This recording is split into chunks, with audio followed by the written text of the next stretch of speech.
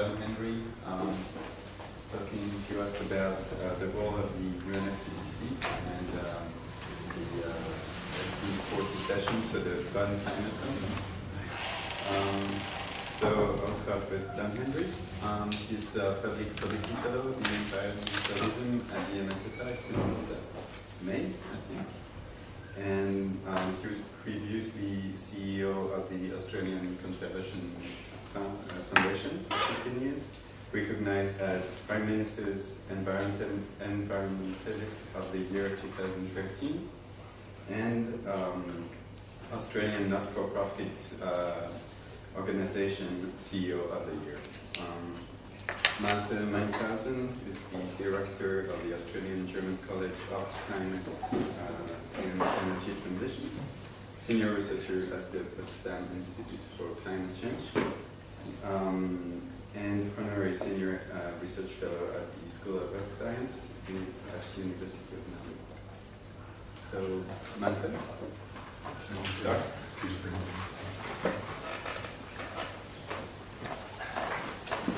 Thank you very much, and thank you, Dylan.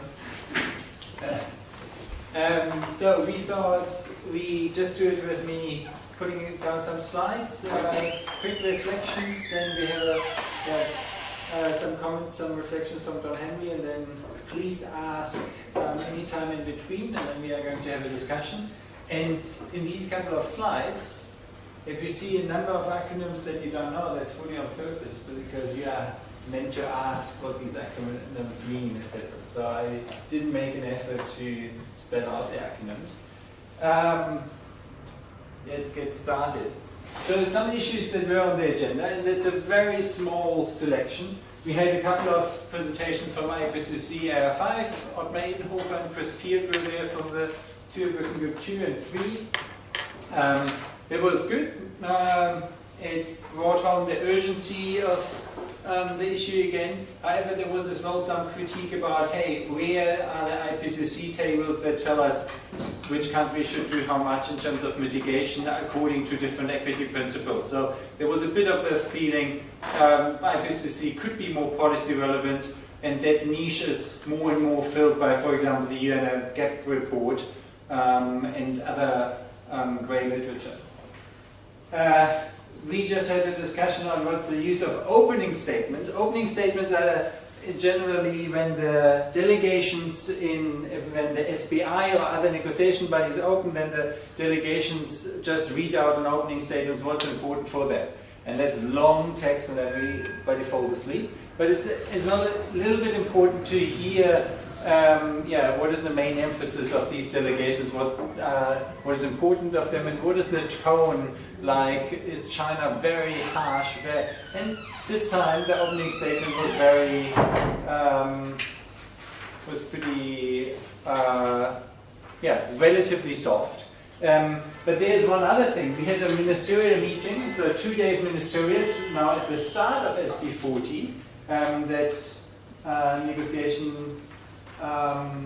Normally the ministers only come at the end to solve all the issues that the technical level couldn't solve.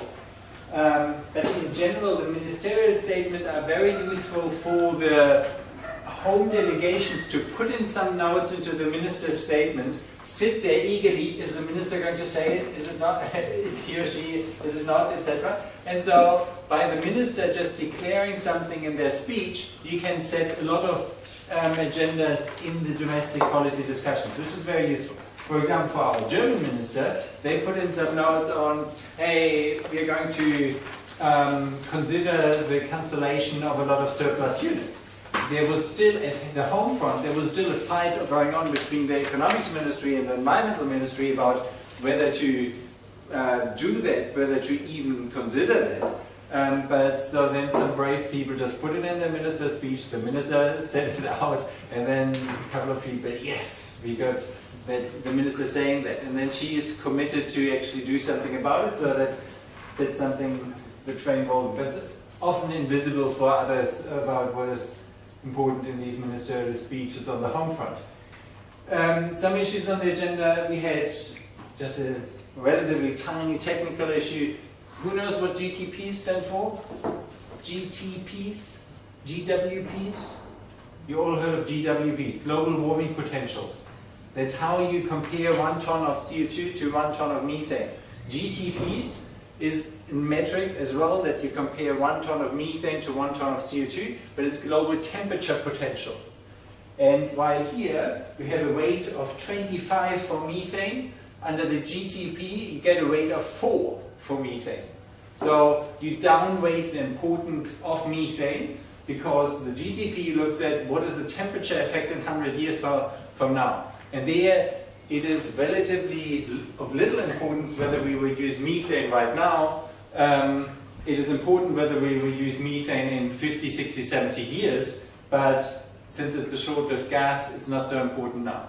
So Brazil wants GTPs as well as New Zealand, but everybody else wants to stick to GWP, so this is on the agenda. Article 372.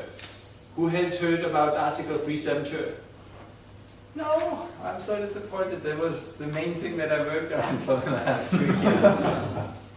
Article 372 is the big innovation in the Kyoto Protocol, and that was adopted in the Doha Amendments. And it basically says industrialized countries can't have targets that are above their current emissions. So no growth targets anymore for industrial countries. Of course we know this now. Who's did not by name. But beforehand we had all this Eastern European countries as well as some Western countries to just have growth targets. But since the world has to peak with emissions before 2020 or around 2020 to go to 2 degrees, there's no conceivable way that as industrialized countries we still say, well, we can grow in the developing countries, well, what should they say? So we're not going to achieve global peaking of emissions if not the industrial countries start to act first. And so Article 372 in technical language just says your target cannot be higher than your average 2008 to 2010 emission levels. Yes.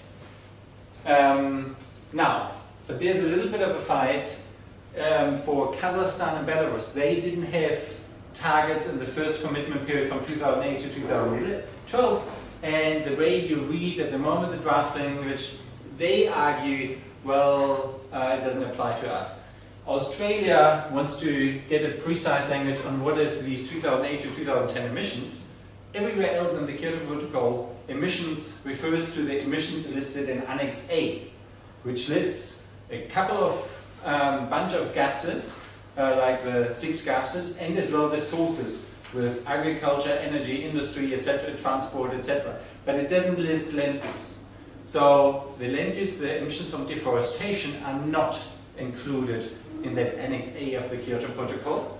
And I'll show you this slide a little later. For Australia, that means a 1.8% difference in their target. So Australia wants to get out something there. The loss and damage mechanism is probably more of political importance at the moment. It was concluded in Warsaw. There's a discussion about the board. At the moment, the small island states didn't have a member on the board, on the temporary board. But that is important. If you look at, on the one side, we discuss all the mitigation targets. What are countries supposed to do to reduce?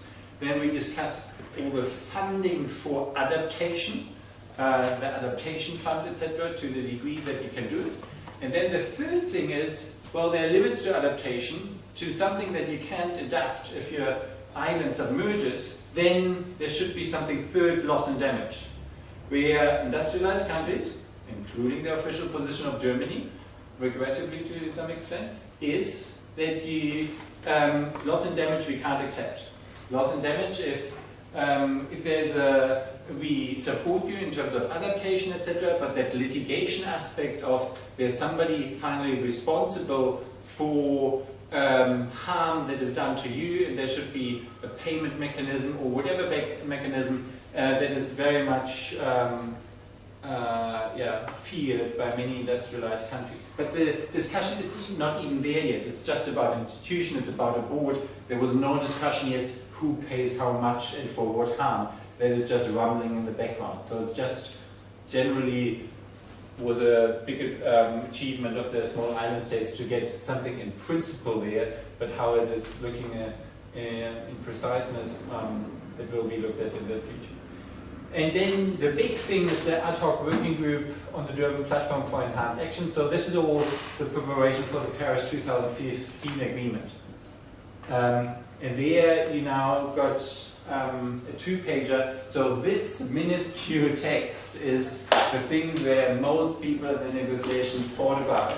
And this is the outline for what that intended nationally determined action or contribution should look like. The information that parties should submit by Lima, and then which is going to be reviewed over the next year and then should be adopted by Paris. So what is the target for 2030, for 2025, for which sectors? Do you have an absolute target? Do you have a target below baseline, etc.? So these bullet points are the major point of contention, and you can't imagine how much parties discuss about every word on this list.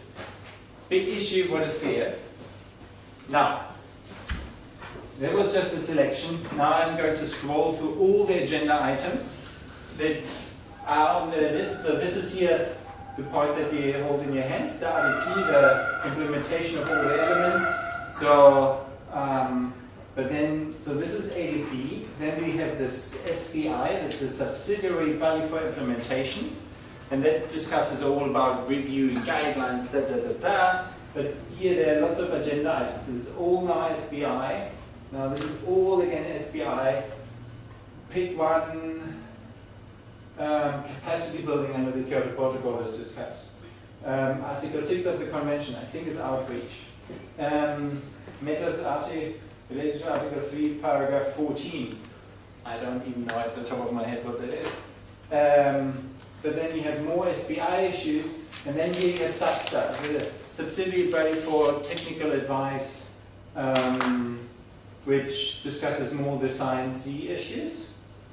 Nairobi work program, that's on adaptation. Here you have the loss and damage mechanism, SATSTA, agenda item 9. And then you have, on the website, you find some conclusions on it. Here is the clarification of the text in section G, paragraph 3, article 3, paragraph 7.2 of the Doha Amendment to the Kyoto Protocol. In particular, the information to be used to determine the average annual emissions for the first 3 years of the preceding commitment period. There you have it, what I was just talking about. But these are all other more SATSTA agenda items.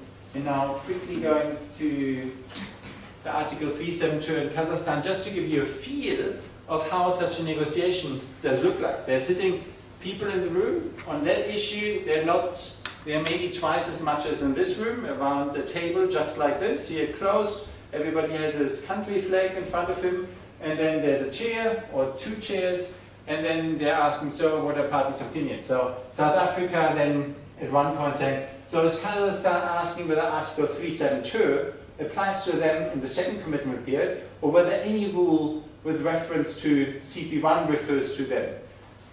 CP1 is the first commitment period. Kazakhstan, as I said, making the argument we weren't part of the 2008 to 2012 commitment period, therefore this rule about no growth targets for industrialized countries shouldn't apply to us. So South Africa is just asking that question. And then the EU is, so what's the view of Kazakhstan on this issue? We clarify our understanding of the text in Warsaw. Article 372 would apply to Kazakhstan. Because EU makes a fairly clear statement. Kazakhstan then saying, well, it's not only us, it's Belarus is in the same situation. We want to have text from the COP whether Article 372 applies to us or not. It's a bit of a careless statement. I mean, they clearly want that it doesn't apply. And they just, well, we just want text that says. So then South Africa, a bit sneakily, all right. So we need then a text saying that Article 372 applies to all parties with a target for CP2. Would that meet the Kazakhstan's requirements? It's multiple choice. Kazakhstan says, yes, any written language would be okay for us. And everybody kind of, what? But in the next session, Kazakhstan and Belarus put on the table their draft text for a decision, saying, so this is a paper that Kazakhstan and Belarus proposed then, and then decide that Article 372 of the Doha Agreement of the Kyoto Protocol is not applicable to the parties that did not have qualified. So then they say directly the opposite. Then in that session, South Africa coming in and saying, well, it is pretty good, pretty nice drafting, just let us delete the not here.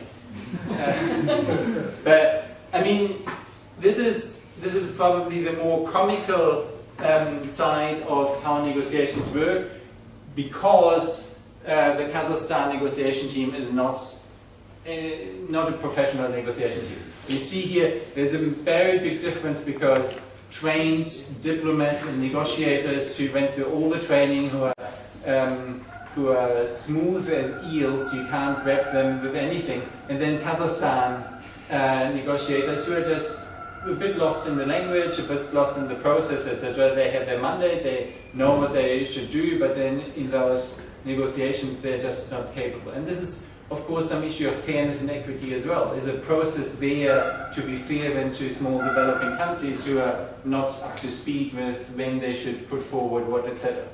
Anyway. Are decisions made if only all parties agree? Yes. But wouldn't you agree that there's also two levels? There's when you're sitting around talking about what you've got on the agenda here, and then there's when you're looking at bracketed text, and you can then put in any text you want, put brackets wherever you want, regardless of what you said in the previous round, which is what they've done. Well, the chair of that session would normally come in pretty hard saying, we discussed that in the last round, that was okay. I would really like to urge the parties to move on to the next point. Nothing is agreed if not everything is agreed, so I can assure country XY we come back to it, but for now, since we discussed it in the last session, I would like to move on. And then it's pretty hard. In the case of Kazakhstan, everybody's clear that the previous one, it was misunderstanding on Kazakhstan, or whatever. So the chair is not coming in that round. But for everybody else, it would be, if Australia would have said first no and then yes on some issue, they would have gotten into more trouble. Some sort of thing. Sorry, I'm hopefully not taking too long. Just on that Article 372, what I tried to say with Australia. Australia has an interest there as well, because this is the Annex A emissions, so just from transport, energy, industry, etc. But the deforestation emissions for Australia were here that high in the year 1990, and then still that high here recently. I could update the graph to 2012. We have all the data for 2012. Now, if you just look then at the average of the black line, which goes here, 2008 to 2010, then this 2020 pledge is actually, because here 2010 emissions dropped a bit, this 2020 pledge is actually slightly above that. It's a bit hard to see from here. So therefore, if Article 372 applies to this line, as it does in case of all the other countries, then Australia's target effectively would go from 5 to 6.8% below 2000. Now Australia argues, well, Article 372 should apply to have it as a reference point the Annex A plus the deforestation emissions, so something higher. And in that case, Article 372, the no growth target, doesn't apply to Australia, and Australia would have still their 5% target. But basically, that's completely under the radar. No party has pointed it out. Maybe the whole negotiations, this point is known by 5 people. So it's not an open issue. It's just a tiny sentence in the text that Australia proposes where that is the underlying issue. Australia knows very well about it, as does the chair of the sessions, as do some other negotiators, but I don't think even the NGOs know about it. Well, does that mean Australia's trying to have its cake and eat it too? Because it got the benefit of reduced emissions from land clearing, which happened after the 1990 baseline, which it negotiated Kyoto in 1997. And now it doesn't want them? Is it sort of doing the reverse now? No. Because its emissions... No, it always wants to consider deforestation as part of their emissions. And so, from their point of view, it is logical to include it in the base year as well as then in any other setting where, for example, the new target or the limit on what but the in the capital. Kyoto Protocol, when that was initially negotiated in 1997, everyone called it the Australia Clause. Yes. Because Australia was the only country that got the benefit of it. And they did that as an under the radar negotiation then. Yes. It was only later that people woke up to what they did. Yes. And now they're trying to do it again, at least in that sense. Okay, but they're insofar consistent as they're There trying is to a do it consistency twice. there. Yeah. Or they're doing twice in the same direction. Yeah. They're not trying to do it once that way and once that way. Yeah. So it is, insofar, it is consistent.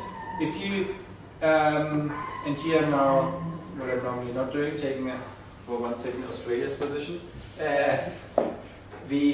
Australia has a rather unique emission profile for a developed country with so high emissions. No other country, no other industrialized country has so high emissions. It's all basically Queensland, I guess, deforestation. It got much reduced, but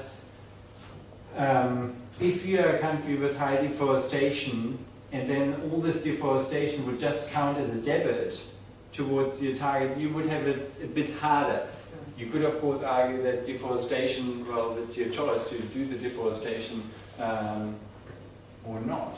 But insofar, Australia is consistent in saying, well, deforestation is part of our national emissions, and it's so high, we have to account for it as all the other gases from energy and transport. Good. Now, quickly, reasons for optimism. The Substar session was relatively, had a relatively good start because the Obama administration, they put forward the EPA rules on the coal power plants. So this is good. This is the first sign of US policy doing actually something. Since years, the negotiations have waited for that. There was rumbling that China considers more caps and national trading system, etc. So with US and China, yeah, this is very wishy-washy, but with the US and China potentially doing something and getting active, this is a tremendous impetus into the negotiation. In fact, for an agreement in Paris, what you need is US, China, and EU on board, and that's it.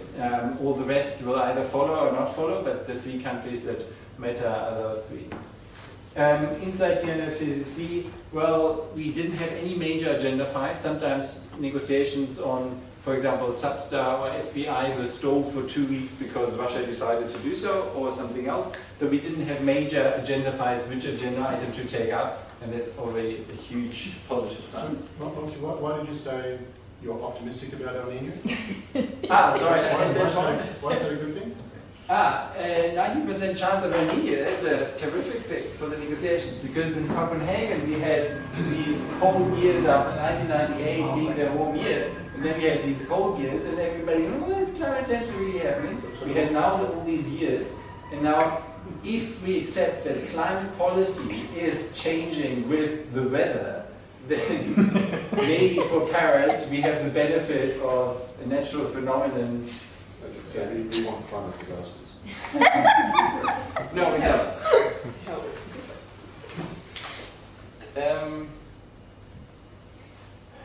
Just on the EU, on the US EPA rules, if you, this is just to say one slide how weak the 27% pledge of the EU is. If you compare to 2005, then this is the 17% target from the US, and the EU would do less. Again, compared to 2005, every EU negotiator will tell you this is so unfair because it doesn't go to 1990 and we did so much since 1990. Well, this is at least for the last 10 years already comparing it, but the EU pledge, thanks to Poland, is very weak. This is per capita emissions. China down here, EU here, US here. The US with their 17% pledge would come down here. China picked up, is now at or higher the level of the EU 28 with the per capita emissions. Even now, for the first time, I heard the chief China negotiator, I heard it secondhand, that he was acknowledging that fact, which is terrific. And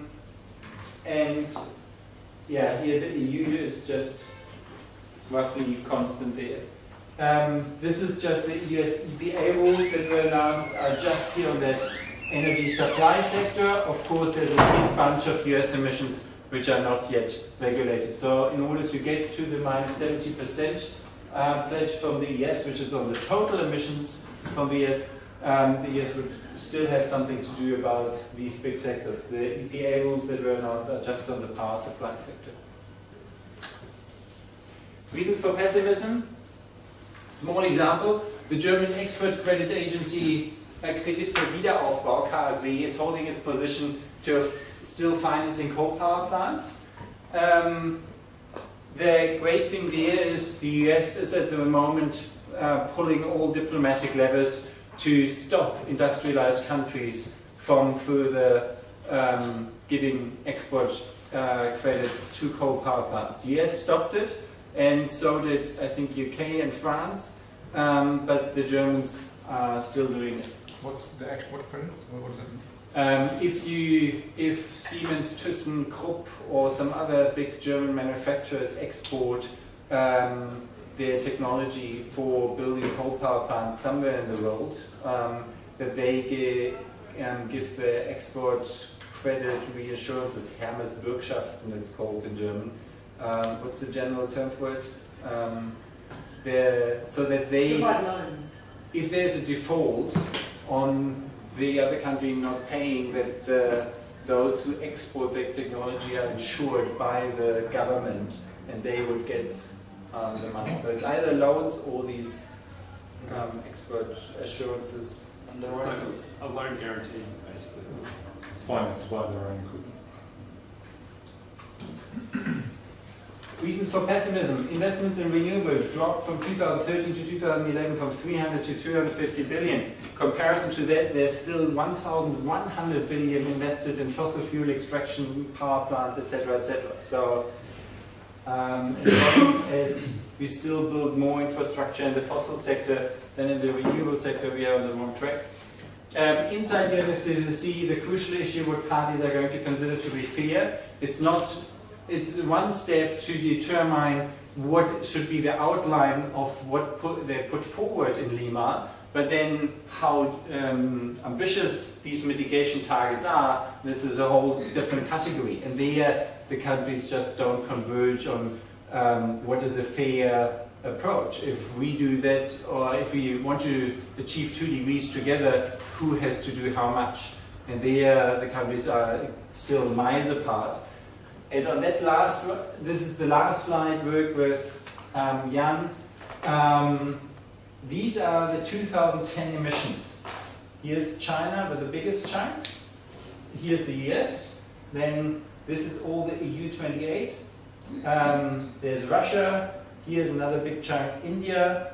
This is whole of Africa, sub-Saharan Africa, Latin America. So these are the 2010 emissions. Now, this slide over there, this cake over there, asks the question, if EU does 40%, which is currently announced in the EU Parliament and the Council, the EU Council proposal, 40% by 2030, and if the other countries say, all right, EU does 40%, I apply my equity principle, what I consider fair, like China does cumulative per capita or something, or they choose the best equity principle, then this is the resulting emissions in 2030. India always gets a high share, that is fair because they have so low per capita emissions. China can increase its emissions by 37%. US would have to go down 17% compared to 2010. And you see here the industrialized countries, where there's some of the gray area showing from the 2010 level, they would have to reduce by 2030. Most of the developing countries would be able to increase their emissions. But the net effect would be 50% larger world emissions by 2030, and that is by far not sufficient for meeting the 2-degree objective. For 2 degree, that number here, the 2030 emissions, can't be higher than today's and actually must be substantially lower than today's. But this is still work in progress, so we're going to go from there. And now I would like to invite Don with some reflections on the SB40 and to pick out the other bits that I didn't mention. Thank you very much. I feel totally privileged doing this with you. I'm going to take a slightly different stance, or lens, I should say, and really looking forward to the discussion. I paid attention particularly to two things: the ministerial workshops, to just try and get a flavour of the political positioning of the different countries that they were bringing to it. And then I was also attentive to civil society, the NGO groups that were there. So I just want to give you a few reflections from that. And some of it will be optimistic, and then I also will have a cautionary or pessimistic note in it as well. So 3 items. So the ministerials, there was one day that was really on Kyoto and Kyoto 2, really, if you like, the up to 2020, what people should be doing. And the second day of the ministerials was the post-2020, if you like, and the Paris Agreement and the aspirations there. There was some overlap in them.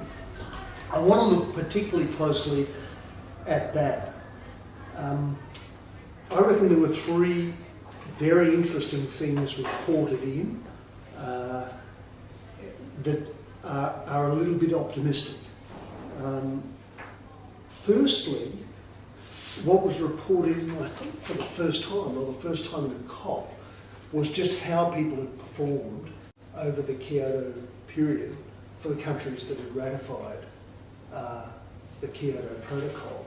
And what was interesting is a substantial proportion of them reported they'd achieved targets that were more ambitious, or significantly more ambitious than their Kyoto targets. Now, not all. Canada, I think, would have gone over.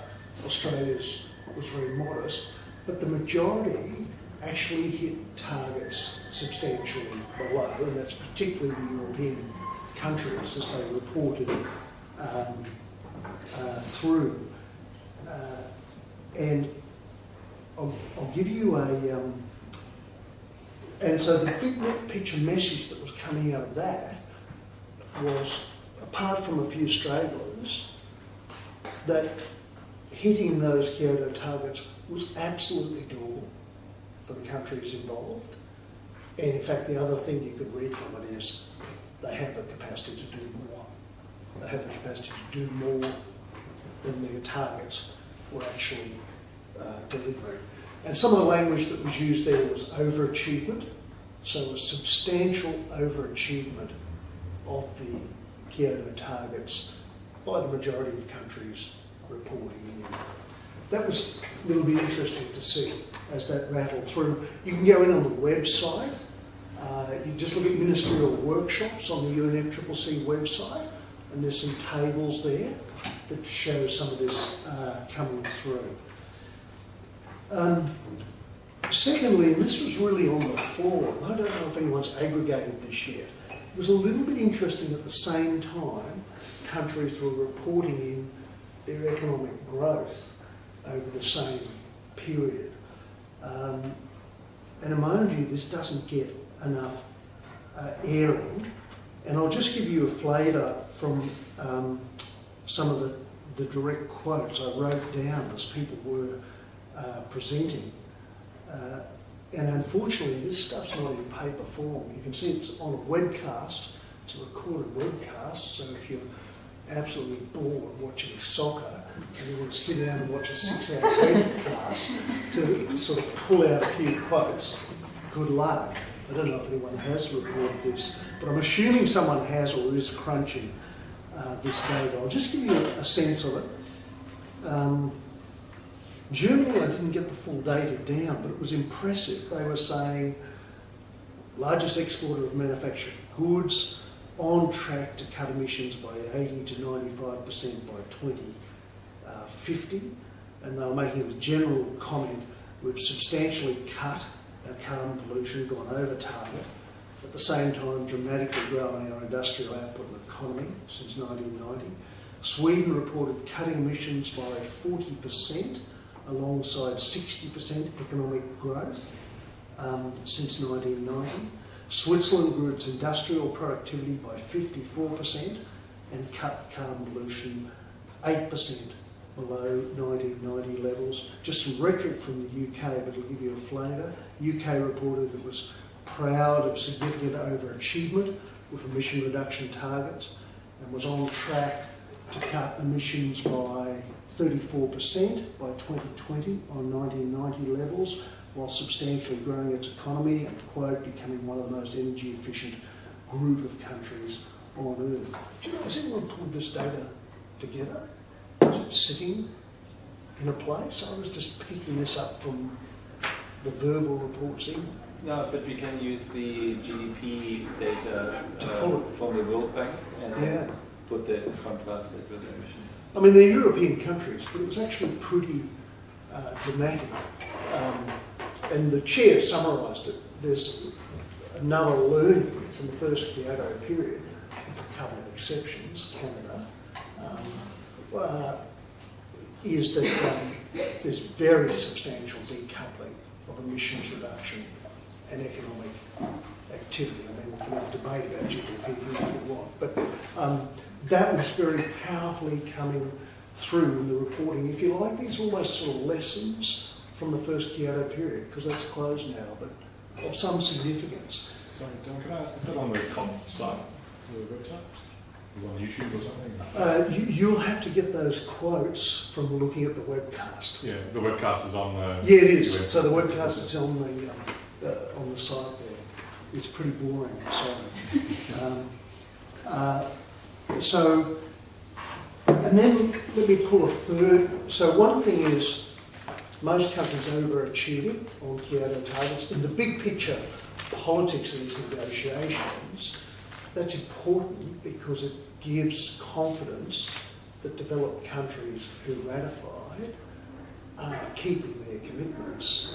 And this is those who've created the pollution in the first place moving first to cut it. Now, there's exceptions in that. The really big one is the US that didn't ratify, of course. Let me come into the third point. It's already been reported. I'll give you a flavour. I've sat through 10 years of these things at an annual level, and the difference in the positioning of the US and China was like night and day compared to the last 10 years. And I'll just give you a flavour of it. The US delegation was on the front foot. First time I've seen, full stop. I wasn't involved in the Kyoto negotiations.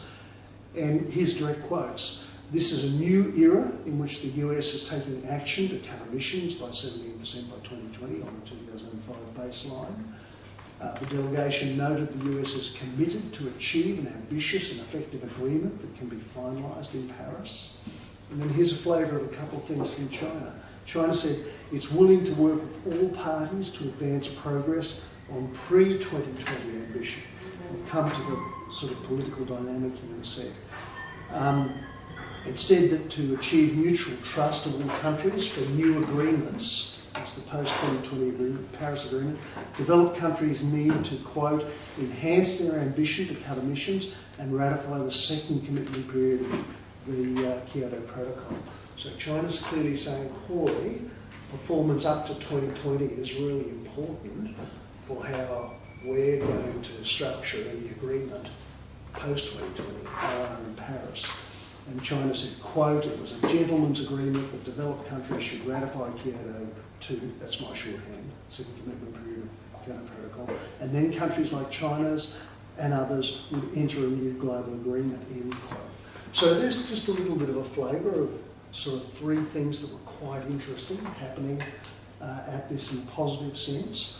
I want to give you a little bit of a sense of the NGO community, and this is not done with rigour, it's just a personal observation. Elements of the NGO community have probably downgraded their involvement and their advocacy into these negotiations progressively since Copenhagen. And we can talk about this, but there's less, there were no CEOs of the NGOs there during the ministerial workshops. So I'll just give you a little flavour on it. there were still delegations there, they were still represented.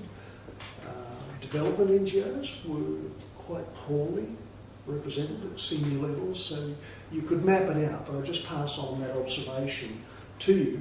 Now, one can have a legitimate debate about change process, how much you put into international agreements, how much you put into disruptive work, where you're trying to actually go to the core actors that are creating pollution, like, for instance, the coal industry. But I'll just make this point. What I picked up is quite a few in the NGO community, and this is a judgment call, have based their judgments on the failure of Copenhagen, and you could argue people haven't been as attentive as perhaps they should be as to what's come out of the subsequent negotiations. And my own view would be what's come out of Cancun, and then Durban and Doha, and it will depend how Paris goes, is probably what you could have at best expected out of Copenhagen. Now, I'll come to this in a minute.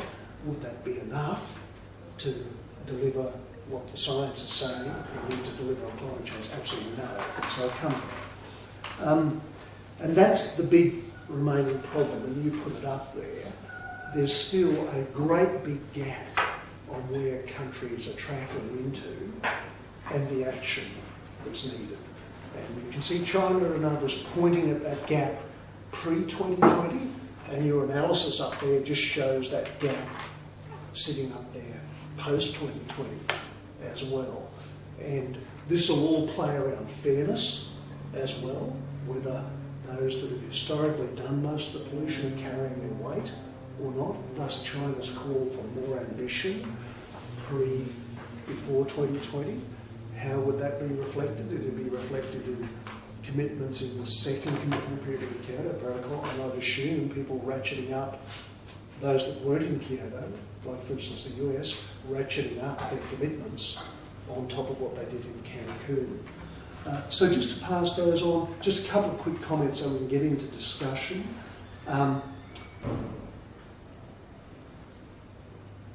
A couple of observations on Australia. People would be aware there's some independent analysis out there that would say, given where other countries are tracking, Australia shouldn't be in on a 5% target.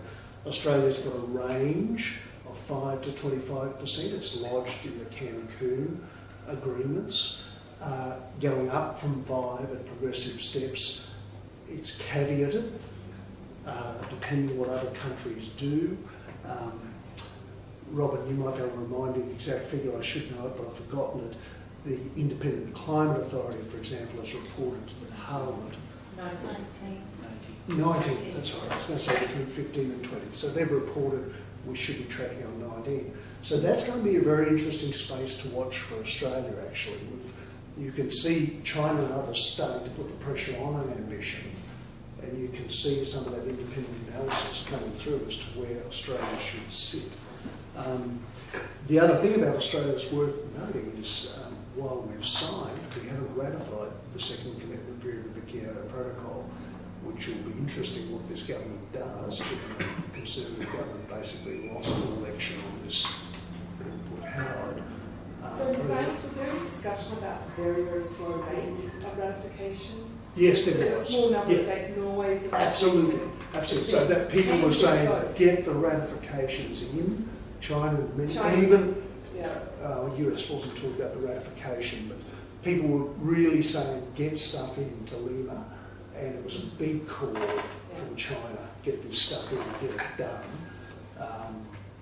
I think they were, if I recall properly, in Lima they were arguing that won't happen. But Yeah, US wouldn't have to ratify because they're not party to the protocol. Correct. Yeah. But other parties, there's I think 3/4 of the parties to the protocol should ratify so that the Doha amendments enter into force. The big thing behind the scenes is that Poland within the EU tries to do everything to spoil the EU ratification. And they are very insistent and partially successful. The one point Article 372, for example, goes into that territory because that is still the implementation decisions for what is actually the second commitment period. And so as long as that is not clear, some parliaments say we don't know what we ratify, we can't ratify. So that decision will only be decided in Lima. And so therefore ratification, for example, from the EU, as well as from Australia, is not expected before Lima, rather hopefully before Paris. If it's not there by Paris, it's going to mean Paris is in a lot of troubles. So it's potentially a make or break point. It travelling sounds through. like, because we know Russia, China, Canada walked away, that Kazakhstan or Ukraine, some of those countries are debating, and I don't have any confidence in Australia, but for reasons. So it's sitting there Yeah. and starting to get the spotlight Yeah. on it. You're absolutely right, Rob. And I'll quickly finish here.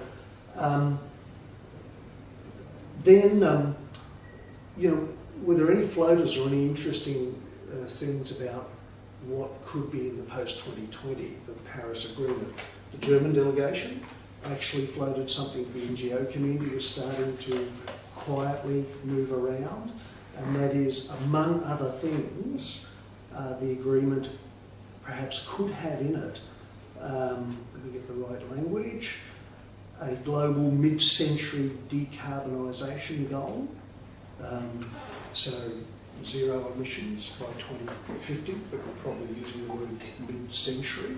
That was afloat. That's got a lot of interest in the NGO community, so that one can sort of have, instead of just having 2 degrees as the goal, bring it into hard carbon numbers, zero net emissions by 2050 in mid-century.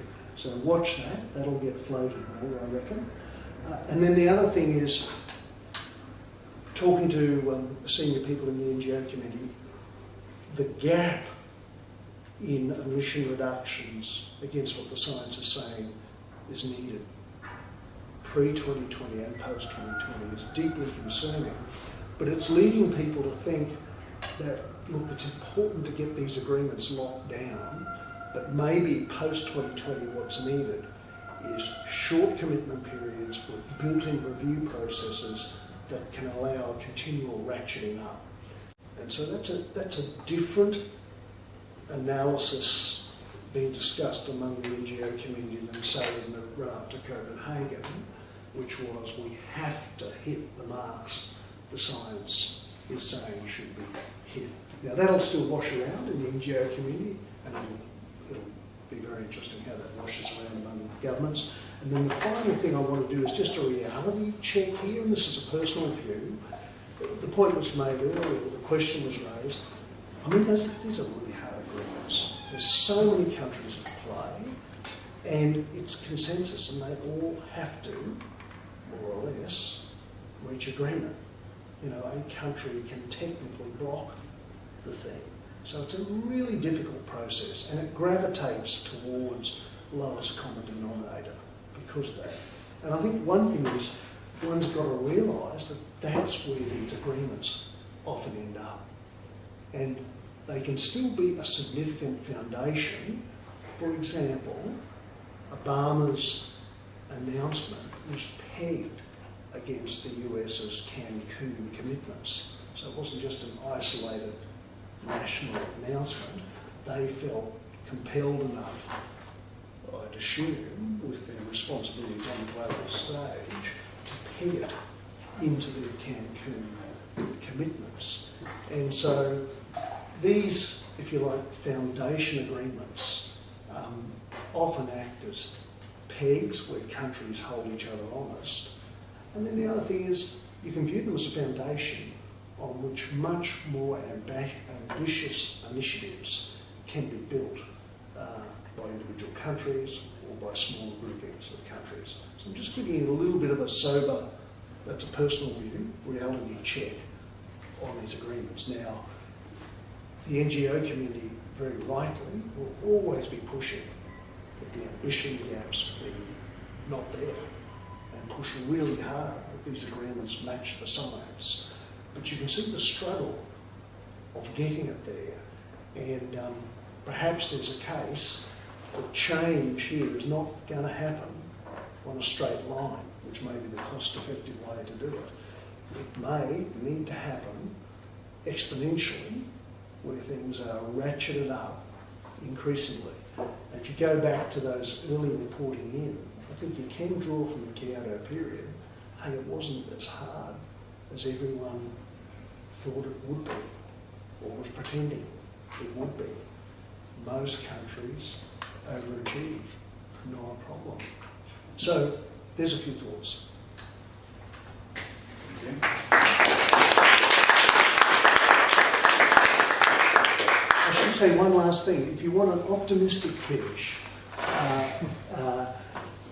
the incoming president of the Lima conference, in his comments, sort of said at the end, look, let's get on with the job, don't miss the opportunity to change the world.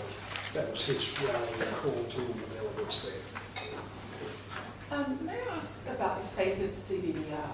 I noticed in this annex, Malte, they just mentioned indicators relating to equity and ambition and their application. So that's pretty vague. And that's probably an advance because we know back at Durban, there was no mention of equity or common but differentiated responsibilities, which I'll just call CBDR. And since then, it's been increasingly referred to euphemistically as the principles of the convention, so as not to anger the US. We know all the parties have to put forward their contributions by March next year, and we're hoping to get some review process so that they'll be reviewed and ramped up prior to 2015 in Paris at the end of the year. But the US is already on record as saying that they are under no obligation to increase their contributions after that period, which is very unhelpful. So could you just give me some soundings on how that whole debate was travelling? Because, as you said, Malte, that question of fairness still hangs like a bad smell in the room. And can I just ask also, the minister at the statement, was it Todd Stern, the undertaker, as I call him, because he always looks like an undertaker? Was he the one that read out that, sort of almost game-changing type of address that you never hear him doing at the ministerial? It wasn't Stern. It wasn't Stern. I don't know who it was. Okay. I can find out. It's no big deal. It'd just be refreshing to see Todd speak in those terms. But the more serious question is about equity in CBDR and review processes. So I wasn't following the ministerial on this, but the CBDR is often mentioned by developing countries as, hey, we have to be honest with the convention principles, CBDR. And then the circular discussion is always saying, yes, the principles are okay, but the implementation has to move on in terms of Annex 1, non-Annex 1. Often CBDR is used just as they're industrialized countries, they're developing countries, and industrialized countries have to interpret that way. It doesn't, but on the negotiation floor, often CBDR is used as a shorthand. Code for the organic system. Yeah, it's code for the firewall between industrialized and in developing countries. So that's why the equity formulation here is now a bit broader. And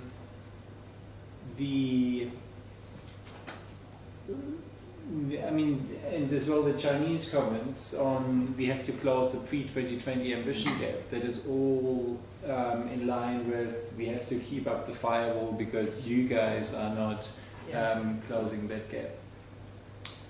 Sorry, the second part of your question? The review process? The review process. Yeah. I think it is interesting to see the parallel between the review process of commitments between March next year and Lima, December the year.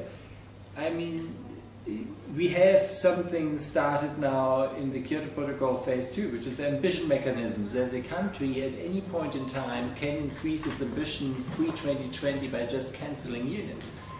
This was brought forward by the EU because the EU couldn't come up with a better target than minus 20%, and then said, well, but we have the ambition mechanism so that we can increase our ambition sometime before 2020. Now, the EU is not speaking of that anymore because they see the internal difficulties of getting it through Parliament and 30%. It's not going to happen. How on earth are you expect to have parliaments, once the national processes have concluded that this is our proposal for what we're going to put on the table, how on earth are parliaments supposed to revise that decision up to Paris? I don't see it. I see that review process can be very strong in blaming countries for not doing sufficiently the actions, and if there's one country standing out as the sole bad boy, then maybe there's a second thinking. But otherwise, given all the ministries have to be involved, I don't see that after we get these numbers on the table that they're going to change a lot. So I'm very personally, I'm very pessimistic about the abilities of any review process, other than to maybe for the next round that you get your beating when you put in sufficient targets up, but the next round is then for the 5 years later. Something I don't know. Please enlighten me if you see that the review process can be more useful. Well, I mean, everyone's writing about the infodynamic, flexible approach that ratchets up, and you put a floor in so no one can go backwards. That seems to be the sort of baseline argument that's out there. But the timing, I mean, the idea of having to renegotiate targets routinely makes everyone profoundly fatigued just at the concept of it, given how hard it is. And to have some default mechanism that ratchets up that then can be changed by negotiation might be a better way round, but that's going to be very difficult to... I mean, you have good reasons for pessimism, but I think it's really a crucial time for creative thought here. I know for a group like the EU, it's not like they just go back to their national capitals and say, have a quick cabinet meeting. They've got to go through an arduous process. So we know that they don't have the flexibility to be nimble and agile and ramp things up to save things if the negotiations are starting to go pear-shaped. So there's no agility in the EU, who is losing its mantle as a leader. And the interesting thing is, who's taking over? Well, we know that Obama wants to save his second term to really go all out on this. But I mean, his new EPA rules have to still wind their way through for another year before they're locked in. There's all sorts of challenges it'll have to face.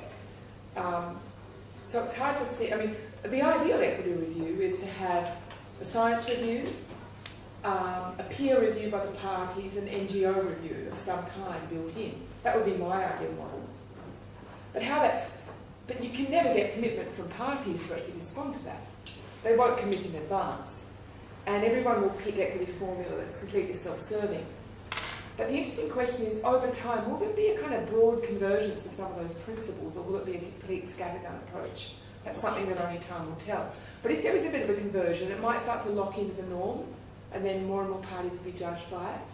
At least different types of groupings of parties, rather than a wilderness of single instances. So that's just all up for the future. We just don't know. It's tricky. Robin, one point on that, which assume, so the NGO community, or the groups, it's not necessarily of one mind, everyone's talking about how they focus on March, post-March, when the commitments come in, how they assess it, how they then build national pressure in some key countries. Now, a lot of that's easier said than done, but that's a live discussion. I think that it's about national politics now, really. Yeah. Because these things are made or break. It depends on who in government and what the issues are. And picking out those that could lead. And even if you could get a sort of coalition of the willing that could go ahead of everyone else through that demonstration effect, the sky doesn't fall down and other people think, well, maybe it's not so bad. We know that that's needed, whatever happens. Who those leaders are now, I mean, there will still be some countries inside the EU, but the EU as a bloc is grinding along too slowly now. There could be some surprises, including some developing countries. Yeah. So I think we're running out of time. But I if you just have- ask something?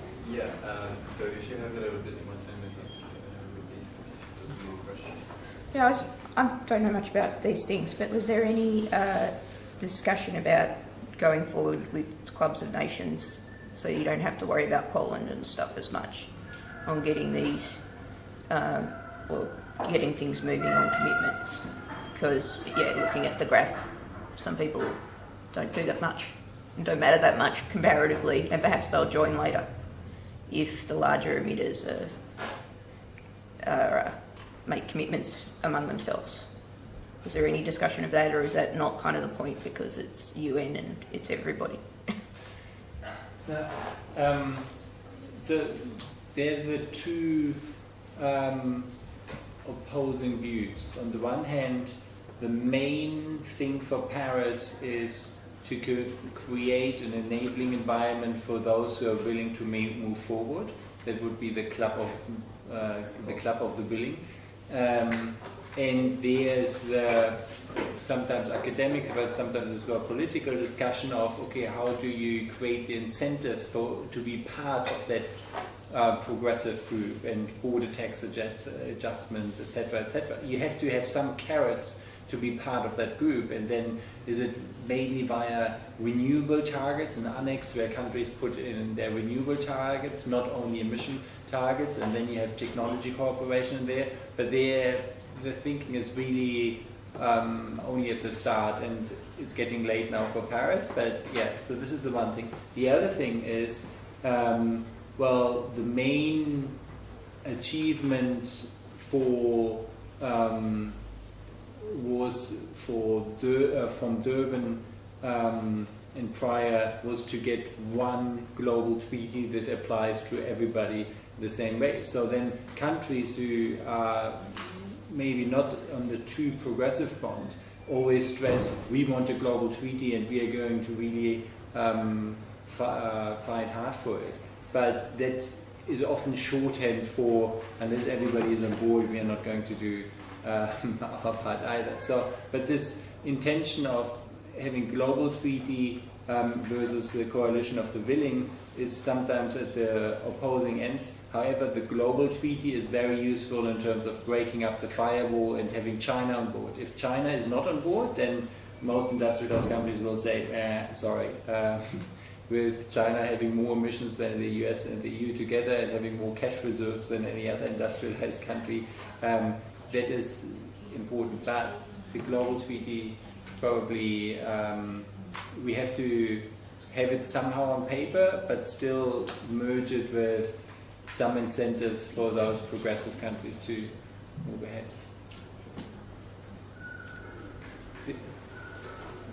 Can I ask a question? I think it's probably to both of you, maybe more to Don. I'm curious to know the Australian delegation at Bonn, who was there, what, how were they received after everything that's happening in Australia now? And then the other question I had was more about CDMs and what's happening there. But probably don't have time for both. So I'm really curious about this. Yeah, CDM. I'm really curious about the Australian delegation. Was it just Lee, or Hunt wasn't there, was he? So Lee was the most, Ambassador for the Environment was the most senior person. You could probably put inside government, I don't know if there was inside government rattles. I mean, the NGO community there, and what I've observed, is there's a lot of anxiety about where Australia's going to position, and you can probably pick up. There's also general view the 5%'s not enough, what are you doing? In the flow of the debates in the ministerials, Australia made just some pro forma positions saying we will deliver our target using direct action, blah, blah, blah, and they weren't picked up or debated. And in fact, there wasn't much debate in those ministerials. They ended up being a series of statements. So it wasn't a good place to actually pick up that internal. The NGO community is really worried. Is Australia going to join with Canada and a few others and help throw out an anchor, be a lagard on this? There wasn't any signals of that in the public presentations of Australia on the floor that I saw in the ministerials. Is there an inside, is it fair to ask you, is there an inside government view of scuttlebutt, or you might not be in a position to answer that? I think the Australian delegation acting on the floor was as good as you can hope for with such a government in the background, and they did within their mandate the least destructive and most constructive statements that they could do, and Australia couple of years back it was at times much more destructive. Now their delegation was reduced to just 8. They were struggling to keep up with all the topics. Yeah, I think the main worry is in the background what the Abbott government still has up their sleeves of whether they proceed with a rather complete disengagement policy that they're more or less driving right now. So disengage from the international process, not putting it on the G20 agenda, etc., or whether they start at some point to form that coalition with Harper and Canada to have a realistic approach to climate change. And so this out of UNFCCC rumbles about Abbott and Harper from Canada meeting, etc. This is much more perceived as a threat to Paris. So are there any odds on how many fossils of the day we're going to get in Lima? You can still have the one to worry about is Paris. And about the CDM is currently in a situation where it has, as well the executive board, etc., it has lots of cash reserves, 200 million at the moment, because of the fees. The CDM as a mechanism is going to continue somehow for both being used by voluntary schemes, being used here and there. It's not going to play a major role in the main post-2020 negotiations. It could even be completely dead. There is no CDM anymore, but the mechanism and all the rules, etc., established, they could live on. There's no prospect at the moment of an immediate official death of the whole infrastructure, but it's more or less a coma state with voluntary procedures. Of course, there are the projects running, and they will be running to the end, etc., but it's not expected to be picking up. The Chinese are going to put their own, or they already have their own CCERs. The Chinese CERs put forward with simpler rules.